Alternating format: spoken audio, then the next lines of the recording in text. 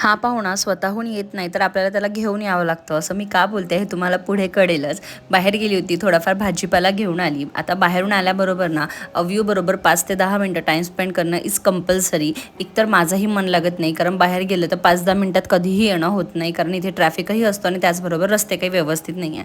त्यामुळे आल्या आल्या मी मस्त असं हातपाय धुवून घेतलं, बरोबर 10 मिनटं टाईम स्पेंड केला आणि त्याला खुश करायसाठी म्हणून मस्त एक छोटंसं चॉकलेट दिलं. चॉकलेट दिल्यानंतर माझं बाळ खूप हॅप्पी होऊन जातं. त्यानंतर लगेच स्वयंपाकाची तयारी करायला घेतली, कारण इव्हिनिंग झालीच होती. सगळ्यात आधी छान अशा चपात्या करून घेतल्या. आता आमच्या घरी कोण पाहुणा आला आहे तो म्हणजे हा आंबा. वर्षभरातून कधीतरी येतो, म्हणजे मला तर वाटते उन्हाळ्यातच येतो आणि आमच्याकडे या सीझनचा पहिला आंबा आत्ता आला आहे, जो की अप्रतिम होता. केसर आंबा मी आणला होता, टेस्टला खूप छान होता. त्यानंतर इव्हिनिंगची वेळ होती म्हणून पटापट असं छान स्वयंपाक करून घेतला. लगेचच देवाची पूजा पण करून घेतली. आज चतुर्थी होती, त्यामुळे देवाला नैवेद्य पण दाखवायचं होतं.